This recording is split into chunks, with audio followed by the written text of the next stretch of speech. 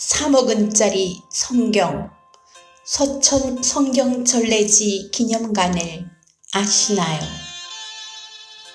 충남 서천군 서면 마량포구는 평범한 어촌이지만 전국적으로 주목받는 곳입니다.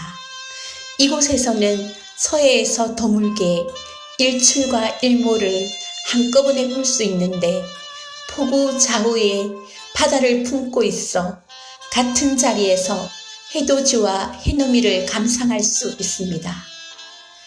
마량포구는 한반도에 처음으로 성경이 전래된 역사적인 장소로 서천군은 성경 전래지를 널리 알리기 위해 마량포구에 기념관을 개관했는데 이곳에는 3억 원짜리 성경책도 있습니다. 하얀색 벽과 붉은색 지붕이 어우러진 성경 전래지 기념관은 서천군이 80억 원을 들여 지은 것으로 지하 1층에서 지상 4층, 연면적 1374제곱미터 규모로 1, 2층 전시관에는 한국 최초로 성경이 전래한 당시 상황과 영국 함선 알세스터호의 전시를 재현한 전시물이 있고 3층에는 서해가 한눈에 내려다 보이는 전망을 갖춘 카페와 특산물 판매점이 있고 4층엔 예배나 세미나를 할 수 있는 다목적실이 들어서 있습니다. 그리고 그곳에 걸려있는 기도 내용입니다. 이 땅을 향하신 구원의 열망 가운데 성경 보내주심을 감사합니다. 어지럽고 소망이 없었던 언둔의 나라 조선을 품었던 선교사들이 있었음을 잊지 않게 하소서. 이 나라 근대사가 선교사와 기독교로 인하여 비로소 시작되었다는 것에 대한 자긍심을 갖게 하옵소서. 이제 우리가 열방을 품게 하시사 선교의 빛을 갖게 하소서. 이곳이 하나님께 영광, 성도에게 은혜와 감격을 주는 성지가 되게 하소서. 성경 전래지 기념관의 개관 시간은 하절기는 오전 10시부터 오후 6시까지이며 동절기는 오전 10시부터 오후 5시까지이고 입장 요금은 성인을 기준으로 2,000원이며 매주 수요일은 휴관이니까 참고하시기 바랍니다.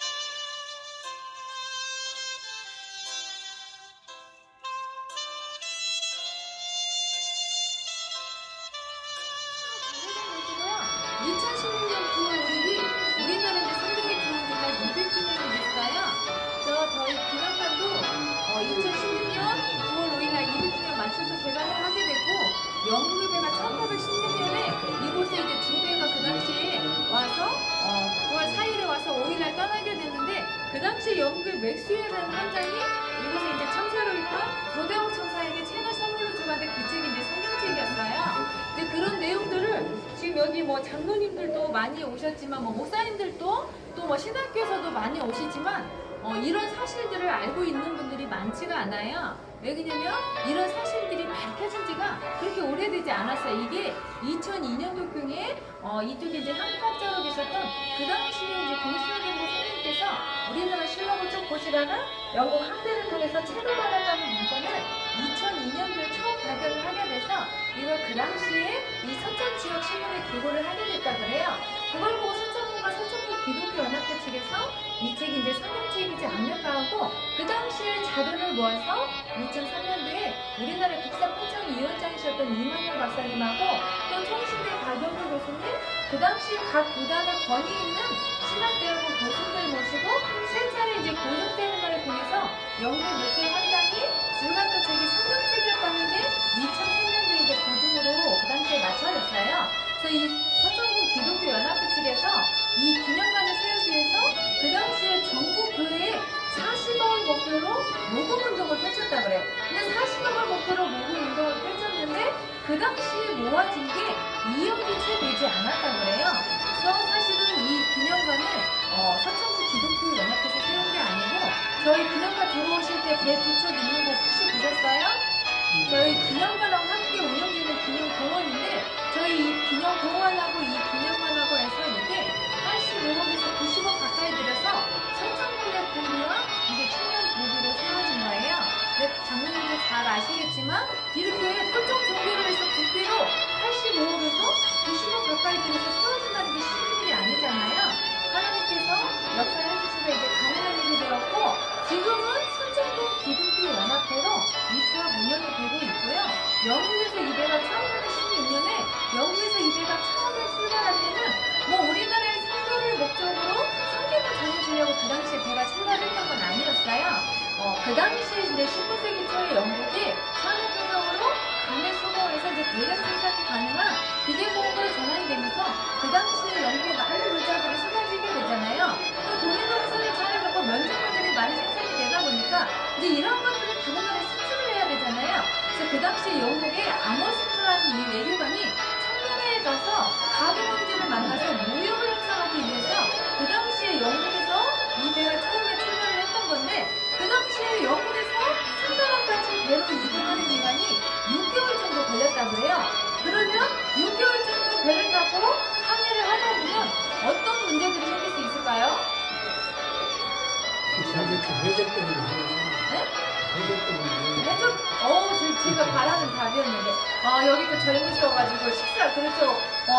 학생들한테 물어보면 식량이 떨어질까봐 그게 가장 큰 문제라고 하고, 또 어른들은 뭐 안전이나 또 자연재해, 또 뭐 연료가 떨어질까봐 그런 문제들도 물론 6개월 정도 하다 보면 이제 생길 수가 있는데, 아까 얘기했던 대로 해적들이 나온다고 그랬잖아요. 오늘날에도 지금 해적들이 나온다는 뉴스가 종종 나오는데 그 당시에는 지금보다 더 극심한 그런 해적들이 있었다 그래요. 그래서 이런 위험으로부터 그 당시에 보호하고 갈 중무장한 군함들이 이 아모스 사절단을 호위하고 그 당시에 5척이 함께 따라갔다 그래요. 그래서 이 배가 그 당시에 광명에 내려서 북경에 가서 이 영국의 사절단이 청해 가경 황제에게 그 당시에 아량을 전했는데 그 당시에 이 청해 가경 황제가 이 영국의 사절단에게 뭘 요구했냐면 305도래라고 삼전도구력이라고 들어보셨죠? 1636년에 우리나라 방자호란 때 우리나라 인조가 남한산성에서 청나라 태종에게 패하고 땅에 무릎을 꿇고 머리에 이마를 조아려서 9번 절한 사건이 있잖아요.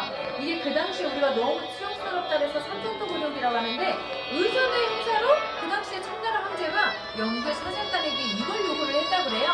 그러자 영국의 입장에서는 중국과 동등한 입장으로 우리는 청나라의 신화국도 아니고 우리는 그렇게까지 절할 수 없다고 그 당시에 거절을 했다고 그래요. 그러자 청해 가경 황제가 이 영국의 사절단을 만나주지 않았다고 해요. 근데 이들이 6개월을 거쳐서 막대한 자금을 들여서 이제 청나라에 와서 외교를 협상하려고 왔는데 가경 황제가 만나주지 않자 빈손으로 다시 영국에 돌아갈 수는 없잖아요. 그래서 그 당시에 이들에게 다음 명령인 헤드윈 명령이 떨어졌다고 하는데 그래서 이들이 그 당시에 요동강과 지경을 대륙해서 우리나라 서해안과 육부제도이라 해서 지금 이제 일본의 오키나와까지 그 당시 이 배가 해변을 그리기 위해서 지나가는 도중에 마을 작가가 일본 마량진에 1816년 9월 4일에 와서 오히려 떠나게 되면서 그 당시에 우리나라 이제 성경이 최초로 전해지게 된 거예요. 근데 1816년이면 우리나라는 그 당시 이제 조선 후기 순조시대였는데 순조시대는 우리나라 역사적으로 굉장히 힘들고 고통스러웠던 시대라고 그래요. 이 순주왕이 34년 재위 기간 동안 19년 동안 낙제가 끊이지 않았고 또 아주 어린 11살의 왕이 됐는데 11살의 정치를 할 수가 없잖아요. 그래서 할머니 정순왕과 3년간 대리 청정을 하고 이후에 이제 장인인 안동길의 선거 정치로 인해서 그 당시에 뇌관매직이 일어났다고 하는데 과거 시험을 통해서 공정하게 교수를 얻는 게 아니라 돈으로 간직을 치고 편애하는 이런 시대이다 보니까 나라 안에 부정부패가 일삼고 또 돈으로 간직을 샀으면 그만큼 걷어들이게 되잖아요. 그래서 그런 과도한 세금이 그 당시 이제 농경사회에 돈을 그러다 보니까 우리나라 백성들이 굉장히 먹고 살기가 힘들었던 시대라고 해요. 먹고 살기가 힘들면 또 자연적으로 밀란이 일어나게 되잖아요. 그래서 밀란하면 우리가 잘 알고 있는 홍경래난도 그 당시 이제 1812년도에 일어났고, 이렇게 그 당시 우리나라 백성들이 농사를 지어서는 먹고 살기가 힘드니까 농사를 포기하게 되고 떠돌아다니는 인이 되거나 산속에 들어가서 사장님이 되거나 우리나라 살기가 너무 힘드니까 그 당시에 우리나라 밖에 간지나 연해지로 이동하는 우리나라 백성들이 가장 힘들고 고통스럽게 생활하고 있을 당시에 이 영국의 사절단이 뭐 우리나라의 성도를 목적으로 성경을 전해주려고 출발했던 건 아니지만 하나님의 섭리 가운데 가경 황제가 무역을 거절하는 바람에 이들에게 다음 명령인 해주의 명령이 떨어질 수 있었고, 그들이 해주를 드리기 위해서 지나가던 도중에 말을 찾다가 이곳에 1816년 9월 4일날 와서 5일날 떠나게 되면서 우리에게 성경이 최초로 전해지게 된 건데요. 그 당시 200년 전 일이 현재 지금 5권의 책의 기록에 남아있어요. 우리나라의 3권, 영국책 항해기 2권의 책의 기록에 남아있는데, 우리나라에는 순조실록, 승정원대기, 일성록이라는 곳에 그 당시에 이제 연계일국 배가 와서 책과 문건을 줬다는 내용이 우리나라의 3권의 책의 기록에 남아있고, 근데 사실은 뭐 그 당시에 우리나라에서는 이 책이 성경책인지는 모르고 받았다 그래요. 우리나라의 기록에는 영국책 항해 배가 들어와서 책과 문건을 줬다는 내용으로 3권의 책이 기록에 남아있고, 그 당시에 영국에 2배가 들어왔는데 이 알센트란 배에 맥리오드라는 외과의사가 군관으로 인수를 했었는데, 이 사람들이 영국에 들어가서 항해기를 쓰게 되는데 그 항해기 안에 조선에 가서 책을 주문하는데 그 책이 바이블 성경책이었다는 내용이 항해기 2권의 기록에 남아있어. 저쪽에 보면 책이 다 전시가 되어 있는데, 그 중에서도 그 리라우 현장이었던 가시론에 있었던 이 항해기는 영국뿐만 아니라 이 책이 오늘날로 말하는 베스트셀러 같이 유럽 전역에 번역 출간돼서 그 당시에 많은 나라에서 많은 사람들이 이 항해기를 읽게 됐다고 하는데, 우리나라가 조선시대만 해도 세금 정책을 피고 외교를 갖고 있었잖아요.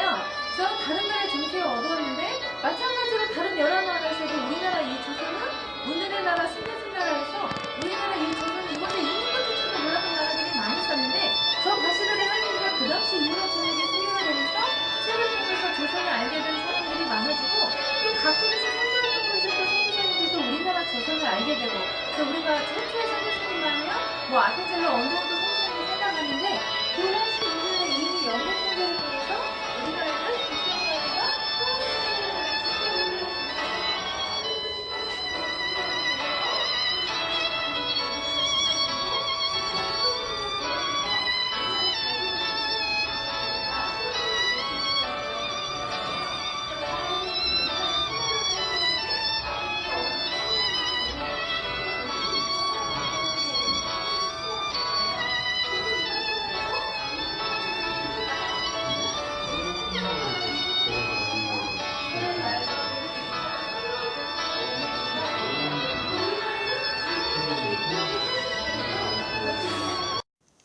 이곳에 전시된 성경책은 1611년 발간된 최초의 영어 완역판 킹 제임스 성경 가운데 한 권입니다.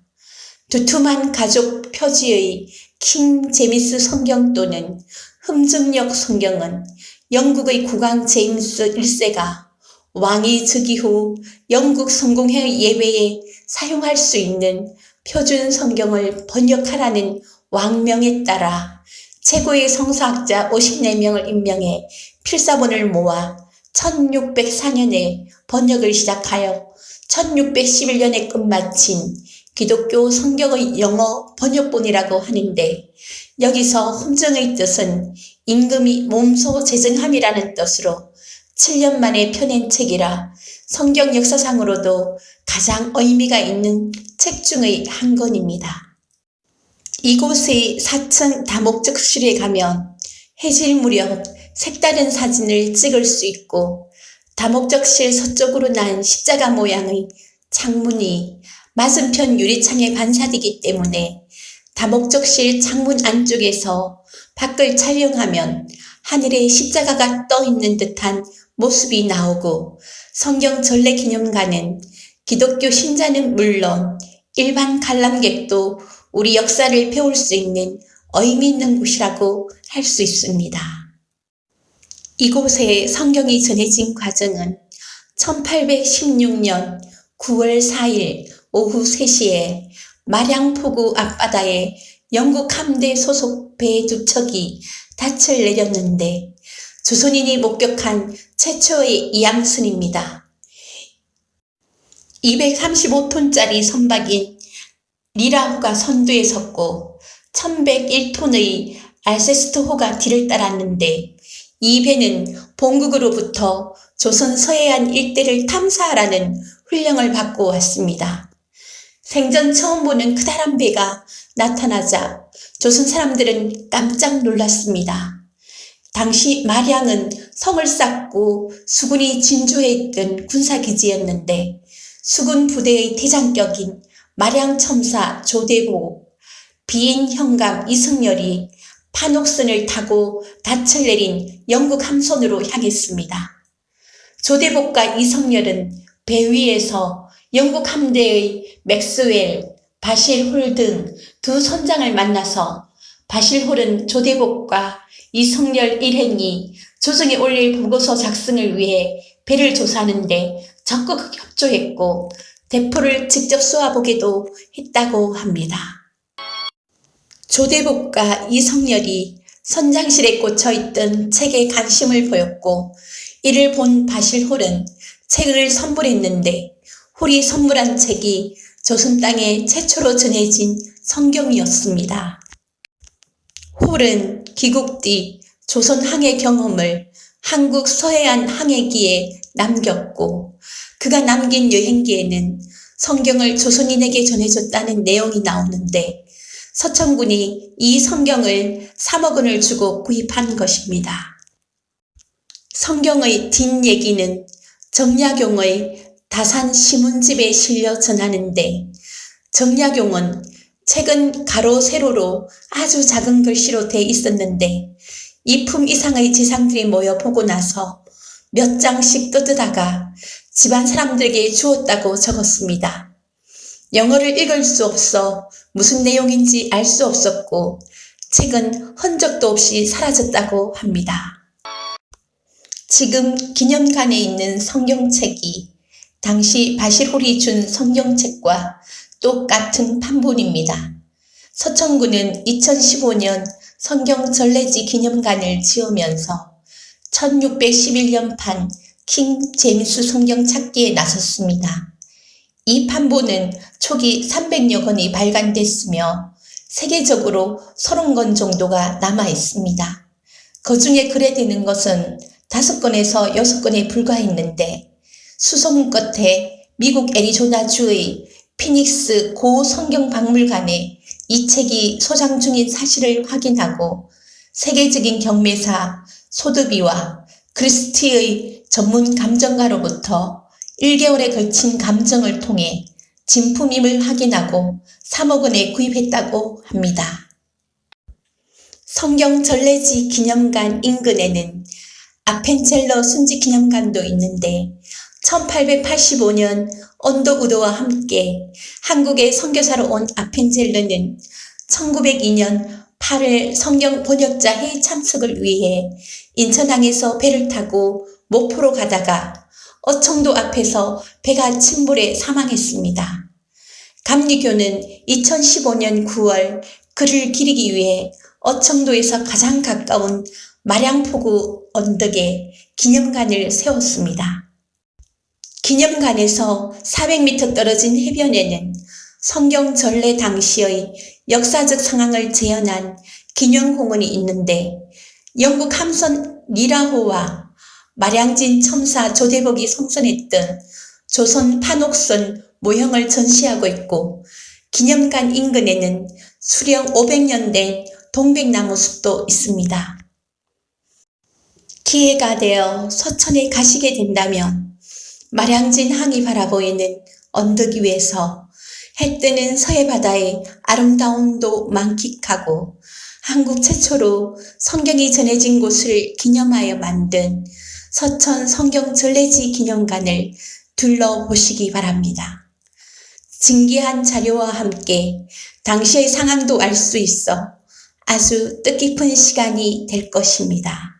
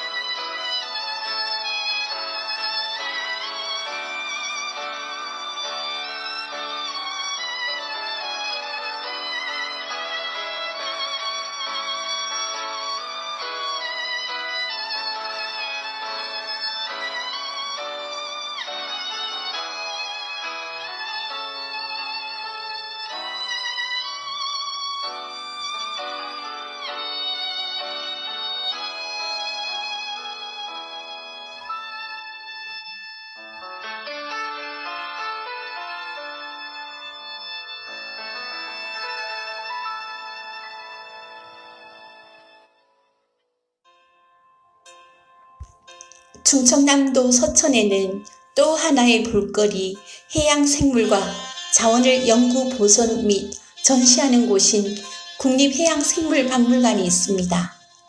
32만 제곱미터 넘는 부지에 2015년 개관하여 우리나라의 해양생물 보존과 연구를 하고 있고 국립해양생물자원관의 전시관인 시큐리움에는 지금까지 많은 관람객들이 찾는 명소입니다. 시큐리움으로 가는 주변에는 장항 스카이워크도 있고 빽빽한 소나무 숲으로 울창한 송림 솔바람길도 있어 한 번에 자연 풍경과 전시관을 둘러볼 수 있어 아주 편리합니다.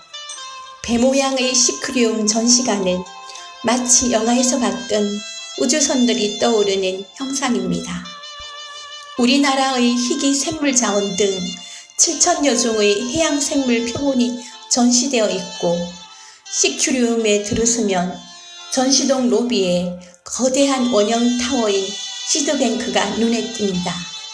하려한 이 타워는 단순한 조형물이 아니라 내부에 5천여 종의 해양 표본이 전시되어 있다고 합니다.